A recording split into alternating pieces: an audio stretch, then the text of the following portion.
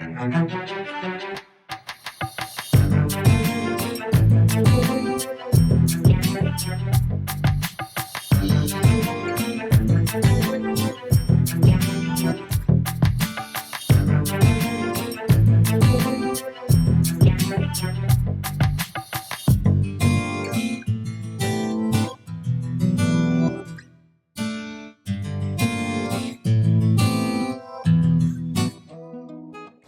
everyone, welcome to this week's episode of God's on This Level. I have with me here today Tricia, all the way from Trinidad, now residing here in Baltimore with us. How you been? How was your week so far? My week has been good. Okay, Can't complain. okay. Thank you. All Thank right. you for having me. No problem. Welcome to the show. Thank you. I know this is kind of new for everyone on here. It's kind of new for us. It's going to be hard for me talking with Tricia here and not slip it into my Trini accent. So bear with us. Okay. Right. So tell me a little bit about yourself. Like, a little bit of background. How you went to school? How you got into, how did you get to this point where God is into your life now,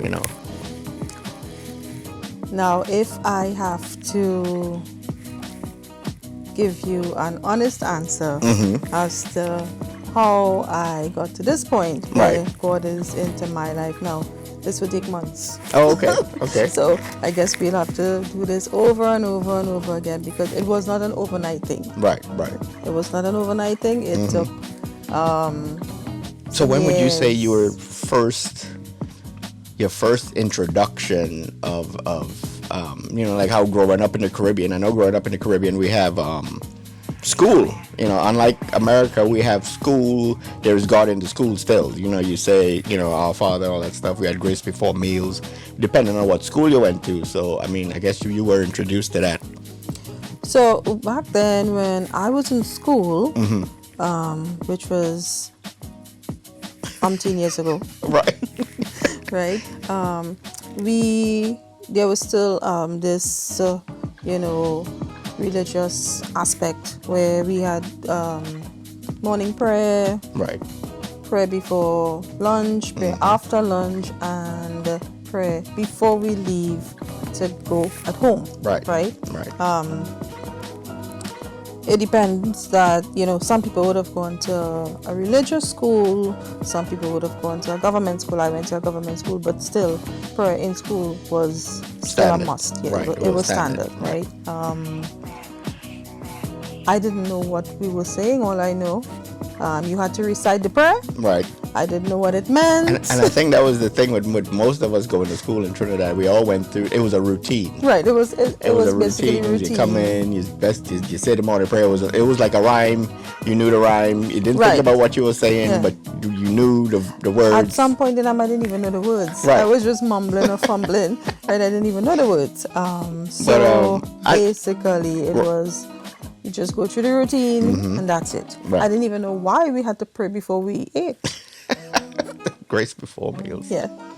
No, did you go to a Catholic school or No, I went to a government a school. government school? Yeah. So in the government school, I guess that they adopted, the Catholic or whatever prayer. I guess because I think it was like one standard prayer. It was one prayed. standard prayer. I think it was one standard prayer. Right. That you say in the morning, lunchtime, and in the evening. Right. Yeah. My brothers, however, they went to a Presbyterian school. Okay. Yeah, but Okay. I went to a government school. Right, right. So I guess when would you say, or can you recall the first time you see, God moving in your life, or you reached out and say, "Hey, God, I finally see you." That would have been recently. When I mean recently, like about 7, 8 years ago. It would not have been Right. during my school days. No, It I was would- just just trying to draw the reference And out it to your would life. not have been Right. after school. No. Okay. As I say, we all say that we believe there's a God, Right. but we may not know who God is, and we think we know who God is because of what is being taught in schools or what is being taught on television, Right. what is being written in books and so forth. Yeah. But when you actually receive Him as your Lord and Savior, and your life starts over again, aka being saved. It's one of those things where you get rebaptized and you finally devote yourself. What would you say got you to that point, or like all of us, there's that saying that you have to hit rock bottom. Right. Okay. In your life, was only when some people say it's only when you hit rock bottom in your life then you realize the only person there for you is God, and the only person that could get you out of it is Him, and it's only one direction, and that's it. Well, for me, it was rock bottom. It was climbing to the top. Right. It was moving to the side. It was all sorts of things. It was in all directions. Yeah, because even after I was saved, I still didn't, live the life. Right. So you can be saved, but not live the life. Right. And I think it's just life changes and life moves with, and you have to either you get caught in a wave of it, and you get caught in a wave of life, but then sometimes you have to remember you have to stand fast or swim into the opposite direction. That's why you always see that one thing where the fishes are swimming one way and the Christian fish swims the other way. Yeah. But so it's like, what would you say was that? I don't know if you could talk about it, but what was that significant moment for you? Okay. So I have to go way back. Right. Growing up, I was not brought up in a home where, we had a lot of prayer time or religious moments. Right. As I said, it was a routine. So, as a baby, my parents would have taken me to church as a baby, the ritual, right, and got me baptized, or you say christened. Back in Trinidad, it's christened. Yeah, back in Trinidad, you say, "Oh, I christened the baby." Right. So that was my life. I got christened in a church, but when as they say here, that dedication, that's baby dedication. But the church that I got christened in, I never saw that church after the christening. Wow. Which is like, I guess most just folks, a routine. You have folks, a baby, right. you take the baby. And I think it's the same. It's the same here. It's the same thing. Is they do the baby dedication, and that baby sometimes don't ever see the church again the rest of their life. Yes. So I was christened in this particular church, and I'm not going to call the religion and stuff. And but I never was sent there. Right. So I asked my parents, so why was I, why did you all christen me in this church? Oh, because it was on the same street that we lived in. So, we just it was knew convenient. that it was convenient. We just knew that it had to be done, and it had to be done, and the church was close to home, so we just took you there. Okay. So that was where it all started. Right. Then I think when I was probably like around 7 or 8, we were living elsewhere, and there was another church there, which is of another religion, right. So it was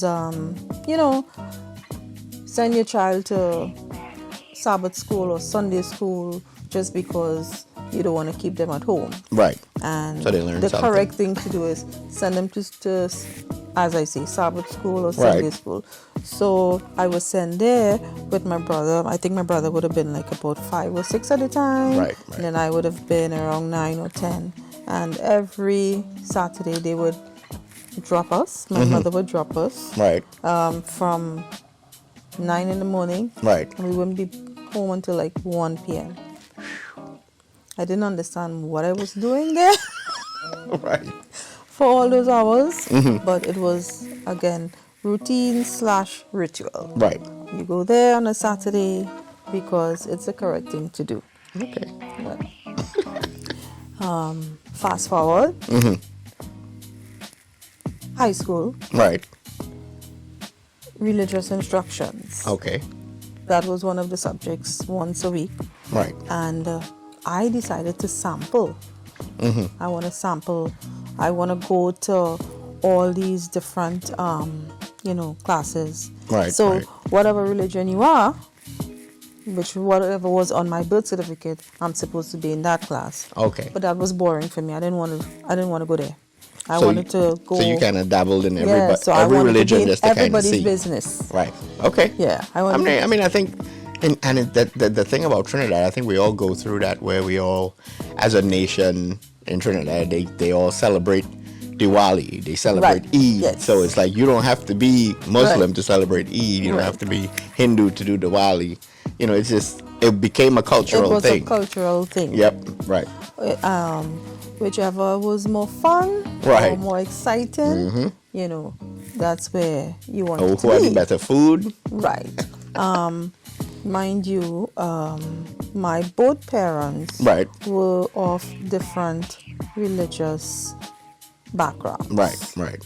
As well. Kind of like with most. So my mom was from, I guess, Catholic, and my dad was Hindu. So we kind of, but we were in both. We go to church on Sunday, and when they had puja, we were sitting down there Right. doing the puja and Yes. everything too. We was in everything. Right. So we was on, but we I guess me too grew up in both religions. Right. So you kind of understand. Yep. So then, also, my father, Right. his family and himself, they were Methodists. Okay.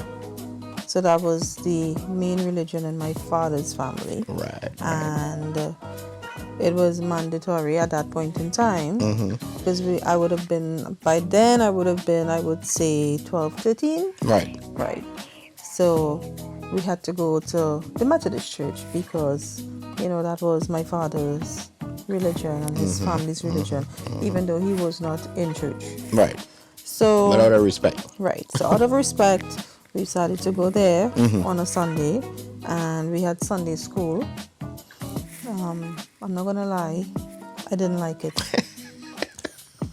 Was it different from the one that you were doing? Yes. Okay.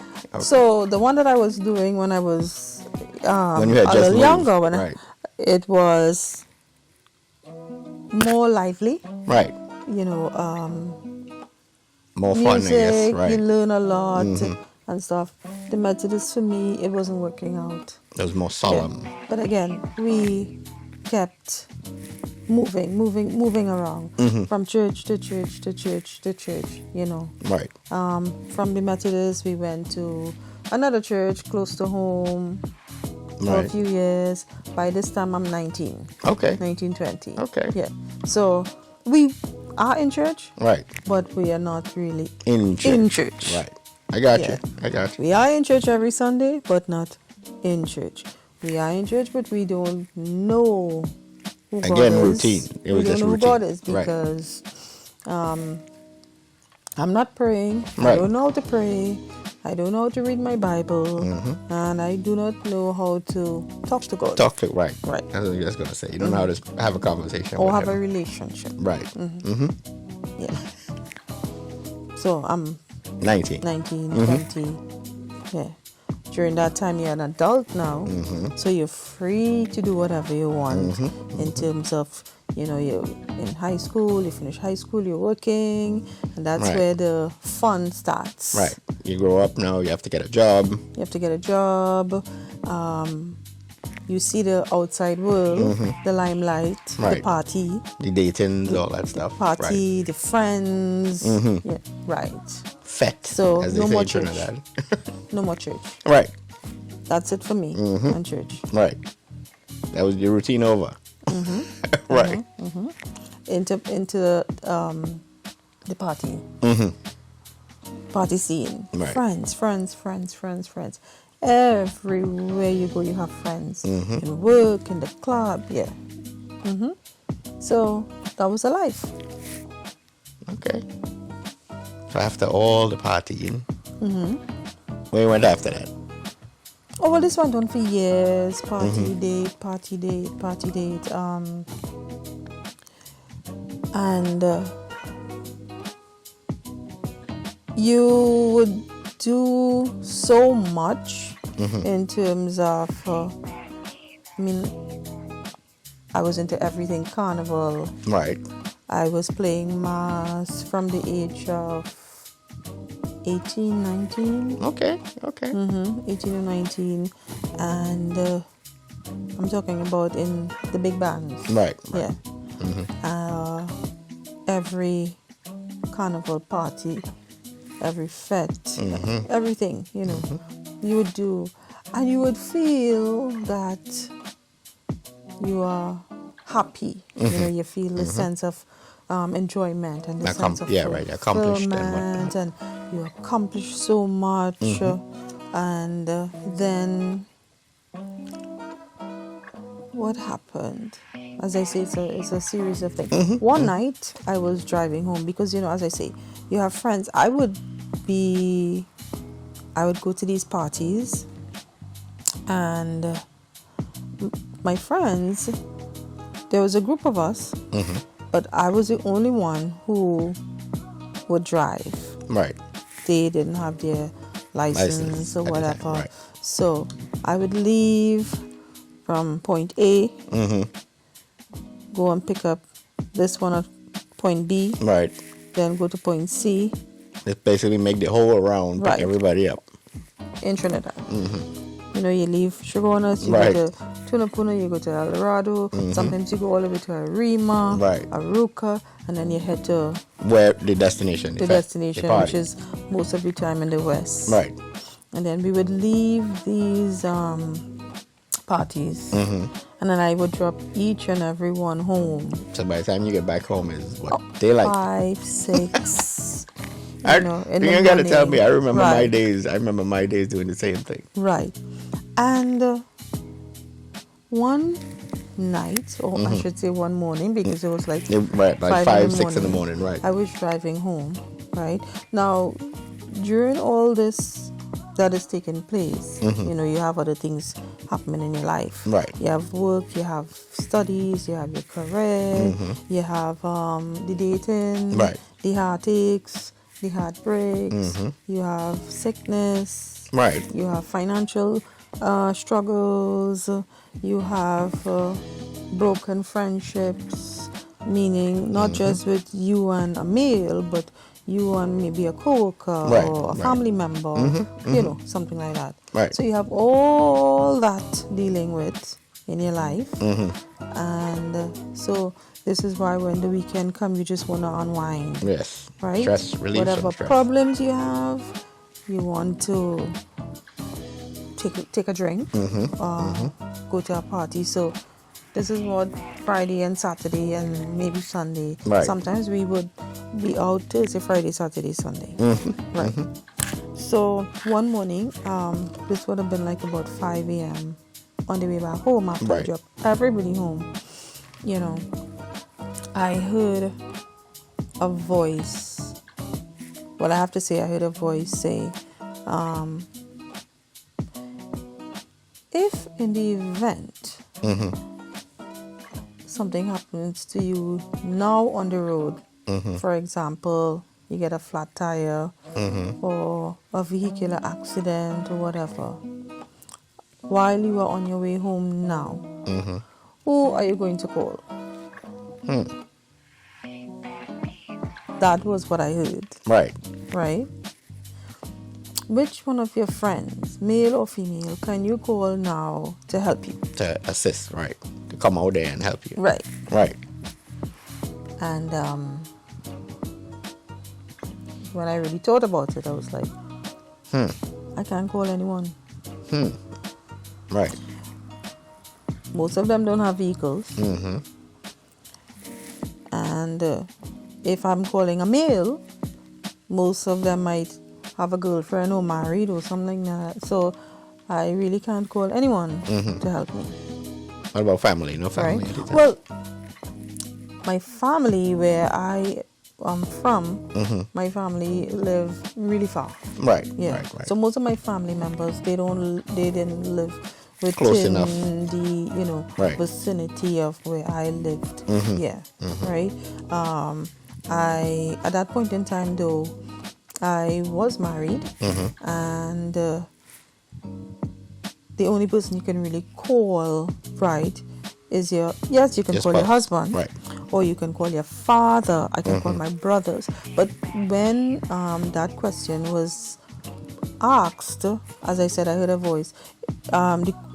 Your vehicle. It It was was not one. really Right. about who Who can you really who call? can you really call in terms of a family member. Because yes, I know in It was terms more or of less about all the people that you was all the hanging out with. Right. friends. Yes. So it wasn't really like, because yes, I know I can call my spouse, I can call my dad, Right. because and during that time, I would say for about 6 months, that last 6 months, that window there, I kept having a lot of vehicular problems. Yeah. So I guess it would. Yes. It would. I come kept across. having a lot of vehicular problems at that point in time. Right. So, well, I had to call my dad. I had to call my dad, Right. my husband, Right. at that point in time, right?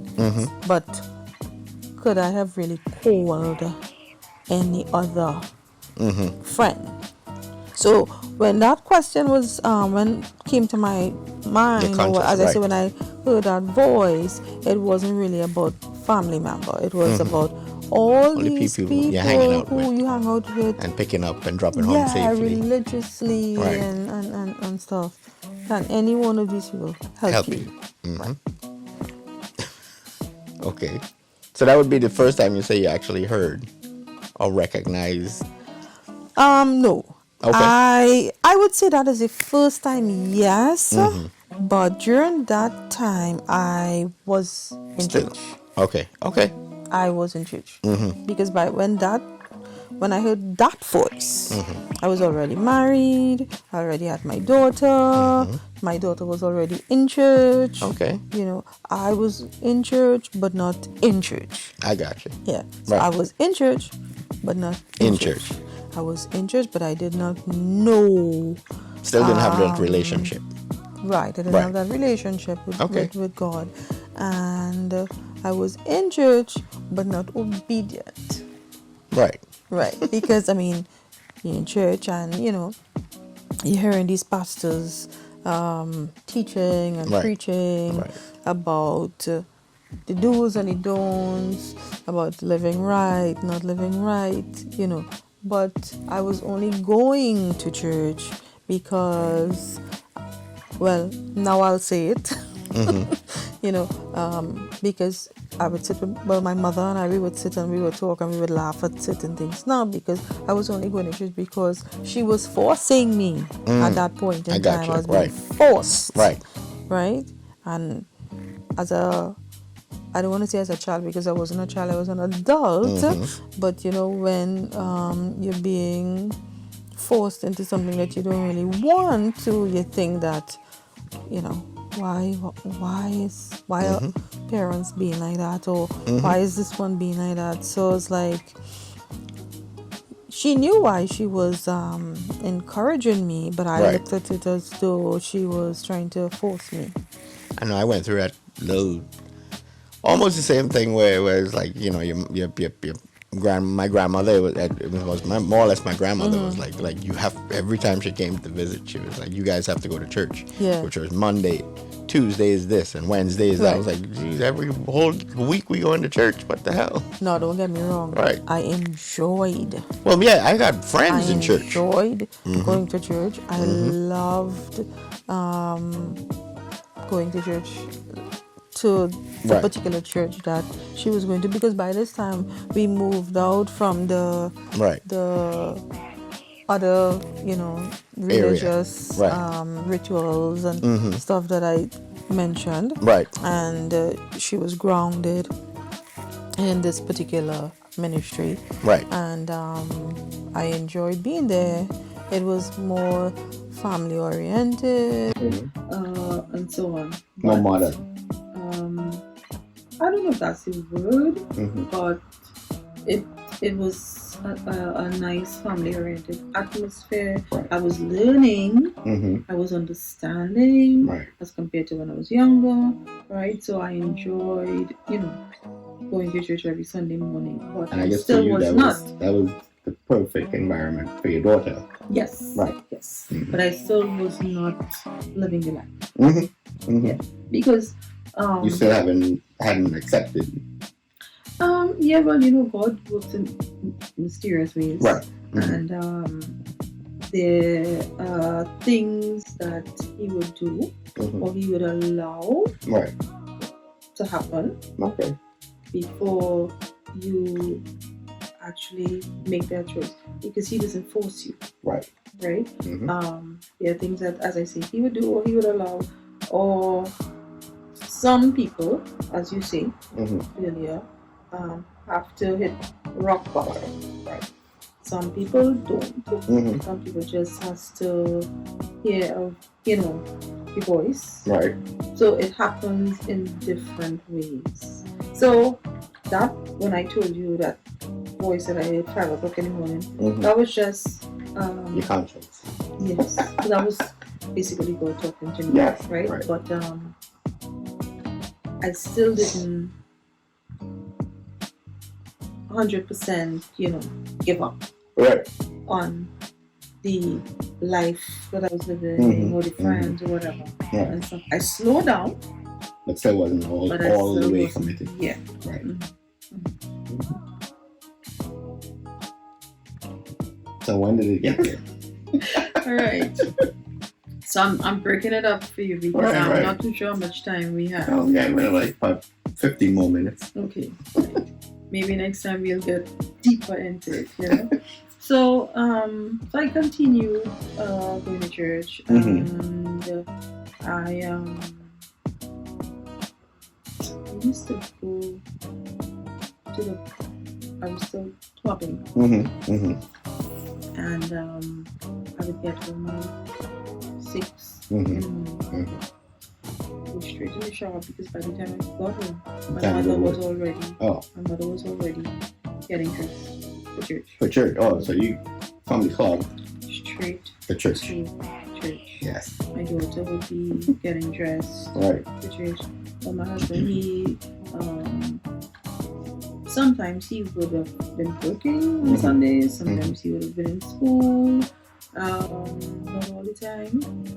But he, because of a different religious background. So some days he would be at home in church. At school, some days in work. Okay. So we would be in church, and sometimes Sunday evening I have another event to go to. Okay. Event. Yeah. So straight from church, home, eat, and we go again. Right. And as I said, continued for a while.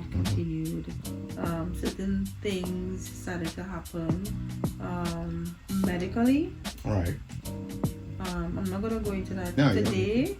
Maybe later on. I mean, I would. Right. Because that is gonna show where things really started to change. Right. But it was a medical situation. Right. Within the family, not just with one of us, but with 2 of us. Right. And that probably would have been the actual turning point where you had to get serious. Right? But after that happened, I'm not too sure, I can't remember if it is before or after, but one of the things that did make a big change too is I made a career change. Okay. So after being with a particular company for 14 years, 14 years, I started to get pressure. We call pressure. I know pressure. Pressure is buzz pipe. That's when, co-workers, management, things suddenly start to go downhill Right. after you basically gave your Everything. everything. Right. And it was during that time, right. During that 14 years, that's where you would have met most of your friends, if not all. Right. Where all of the limelight and parties and everything, right? And I think, for me, I believe that God wanted to remove me from that environment. Right. Now, don't get me wrong, the environment, meaning the organization, the job, everything was not a bad environment. But you remember, as I say, you spend 14 years of your life there, you make your friends, you meet everybody there, and I have some of the friends that I have there, they are still my very, very, very closest friends. Right. And loyal friends. I have a few friends who are still very loyal to me, and I'm very loyal to them, right? Because I would have met them there. Right. But it was just a different, God was just, turning me around certain things in my life to pull me away from a certain type of environment. But it was not because of them only, it was that He needed to teach me a lesson. Right? So I got a phone call to go for this interview. Right. I went to the interview. Now, meaning current day, if I have to do things like that or make a decision like that, I would go to God first. Right. Pray about it. Right. But in those days, I wasn't doing that. Right. But so I left my job. And I went into this organization. Right. When I went in there, I got a job due to a family member who was working there at the time. Right. And when I went in there, I was thrown into this position. Nothing was taught to me. Okay. You had to learn everything on your own. Right. But nobody liked me. Is it because of how you got the position? Because of how I got the job. Right. Right? Nobody liked me. So management, staff, nobody liked me. Right. Nobody said good morning, good evening. Nobody came and said, this is your job description. This is what has to be done. Right. This is how it has to be done. So I'm sitting now in the office waiting for instructions. And nobody gave it to you. And nobody's giving it to me. Day one, day two. And then I have 1, 2, 4, 5 staff members under me, directly under me, that I'm supposed to manage. But they have been in the company more than 10, 15 years. And with their experience, they're not. So they have the experience. But they're not willing to help. I don't. Right. They are not willing to help me. Because they figured one of them should have been. And then on top of that, it's a government institution. And you know how government institutions are in Trinidad. Yep. Right. I think I went through the same thing when I was in Trinidad. Until they figured out who I was. Right. It was so weird because, with my, just jump in a little bit. When I started working in Trinidad, my uncle was the manager of the whole Western District in the oil company. So I, fresh out of school, of course my uncle gave me the job. And I remember the first day I got there, he called me to the office and he said, hey, no matter what, do not tell anybody your last name. But we had the same last name. Right. So he said, don't tell anybody your last name. So that lasted a good 2 weeks, I would say. But more or less for those 2 weeks, I was getting crapped on. Nobody cared. I was invisible. Nobody really know who I was. As soon as they found out my last name, and I remember walking into this one office, and I was just delivering mail. That's all I was doing. I walked in to deliver the mail and it's the guy in, and I was like, oh, how'd you know my name? And then I look back and my uncle was back there and it smiles and everybody was, and after that, everybody loved me. But did they like me? Or did they only like me because I was the boss's nephew? Right. You know what I mean? So it was one of those things. But yeah, not going back to your story. Well, they didn't like me. They Right. knew who I was. Right. They knew who I was. Mm-hmm. So they didn't like me. So I am like, what do I do? Because I'm sitting in the office. Right. And the manager who's just above me, Mm-hmm. he came and he dropped some files on my desk. You need to do so and so and so and so. I don't know what I'm doing. Right? So I went across to the girls and I asked them, and they looked at me and they did not answer. So I decided, okay, you know what? I'm not even going to stress. Mm-hmm. But at that point in time, again, you don't know God, you don't know Jesus, you don't know anything, you don't know how to pray. Mm-hmm. So who are you going to ask to help you? Right. So then a friend of mine, she gave me a book, Mm-hmm. right? She was actually working in the company there, Okay. right? And she brought a book and she said, you must read this book. It was an inspirational book. Mm-hmm. And I decided to read the book. So my 8 hours was spent reading.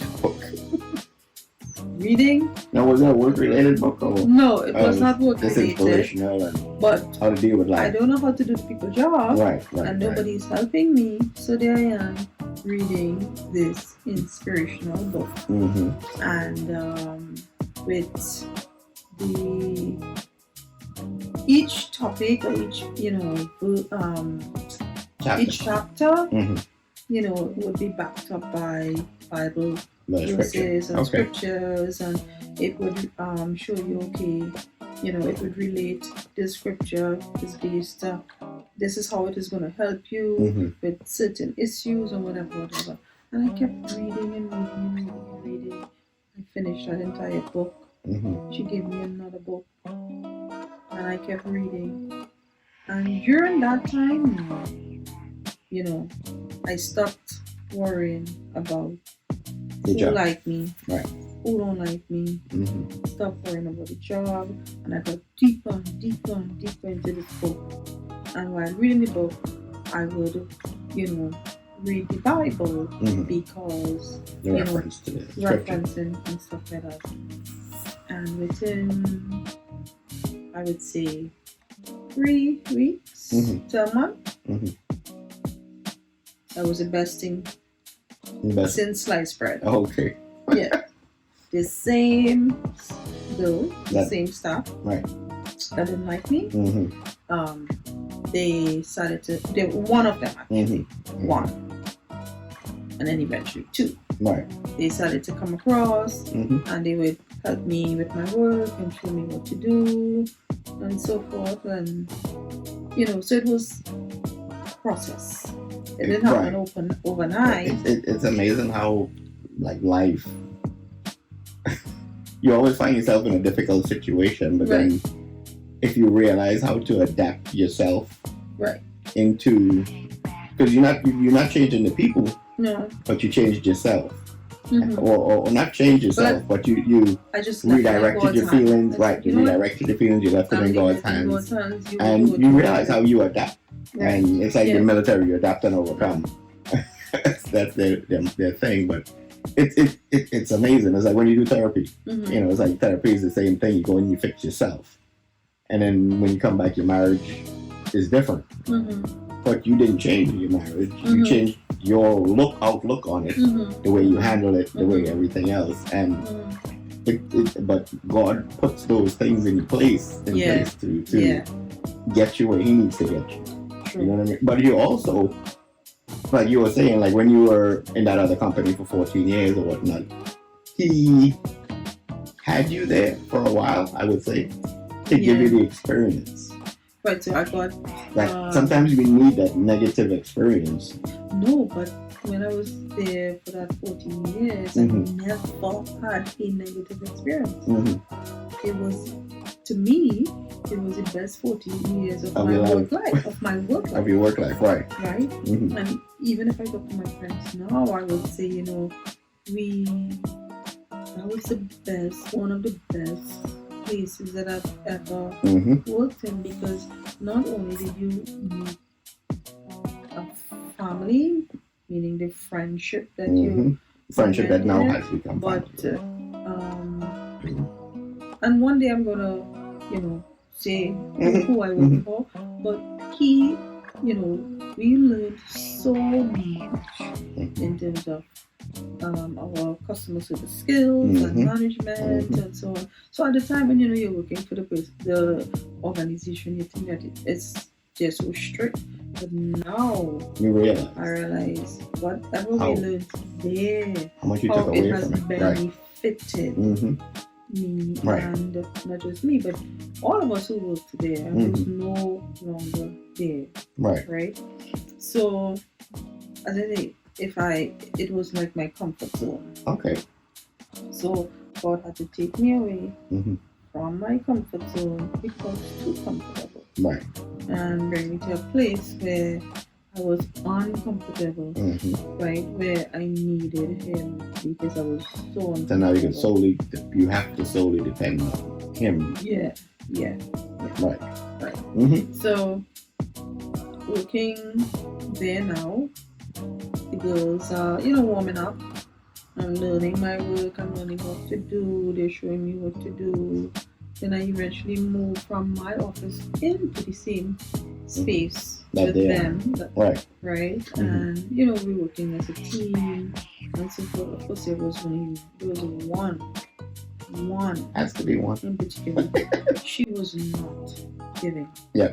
Has to be one. Giving, right? But I totally ignored her. I totally ignored her. I spent 2 years there, and then I was out the door. Okay. Because it was a political. Okay. Right. Move. Right. So after 2 years, my contract was not renewed. Okay. And I was out. Right. And I moved on to another organization. But I had to stay home for 6 months. Okay. Unemployed, looking for a job. And again, still dealing with all this family stress and pressure. Now it's unemployment stress. But this is where the story gets interesting. So there was this girl that came into the company to work. This was before my 2 years before you left. Right. And she was going through, a lot with her family. And she came to me and she said, do you go to church? I said, yes, I do. And she said, can you take me to church? With you? Right. And I took her to church during my lunch hour. And when we had gone to church that day, the pastors were out of the country. Right. And then they were back in the country the next week. And she went with me. Then after that, I never saw the girl after that. So why did you leave the company? She left the company without saying anything. Wow. Right? Okay. But the church that we had gone to, it was the first time going to this particular church. Right? And I'm not sure if God probably used her to take me in that direction. I'm not sure. Right. I don't know. Right? Okay. But after being sent home, after my contract ended, because my contract was only for 2 years, right? And, I got a certain amount of money as a settlement Right. payment. Right. And I had my I had bills to pay, I had my car loan because I had just bought a car and so on. I had a loan paying. Exactly 6 months. I'm sending out resumes every day. Nobody's calling. Nobody's calling. Right. You know, when financial trouble hit, that is when you really know how to call God. Yep. You know, when financial trouble hit, that is when we know how to call God. Right? And I'm like, Lord, I'm down to my last few thousand. When I paid these bills this month, right, I don't know what's gonna happen. I have exact money for this month. I don't know what's gonna happen next month. Right. So I went to church. We had church service in the night. My pastor said he's praying in general. He's praying in general prayer, right? And he said, some of you all pray so weak. You all need to be strong. You all need to really talk to God. Like if you all have a big problem. So I said, okay, well, I have a big problem. So I'm going to really talk to God tonight. This happened tonight. 2 days after that, I got a phone call. Now, I have been sending out resumes for 6 months. Right. Never got a phone. I was down to the last set of money to pay that bill. Right. And I got a job. What? Say, God, you really know how to work miracles and how to, how to get us there. So what I'm trying to say is God uses different situations. He uses different people. Right. Some people hit rock bottom. Some don't. Some people, they just hear a voice speaking to them. Some people, are sent by God to help you or to give you that word. It works. God works in different ways. Right. For different people. Well, we close to that time where we have to wrap up, but we probably have to make it a 2-part situation. So as I told you, my story was a long one, and that's fine. That's fine. That's fine. If you ask me, this can take months, because it's so so much different episodes, right, so much different things that would have happened, so much different testimonies. Yeah, right. But again, we have to go through, our test in order to have testimonies. Yes, right. Yeah. All right, but I want to say thanks for joining us on the show. She will be the next host with us. We will be hosting together. So, want to say thanks for watching. God's on this level, and tune in for the next show, for the next episode, where we continue this story with Sister Tricia here. All right, thanks for watching. Peace. Goodbye. Thank you.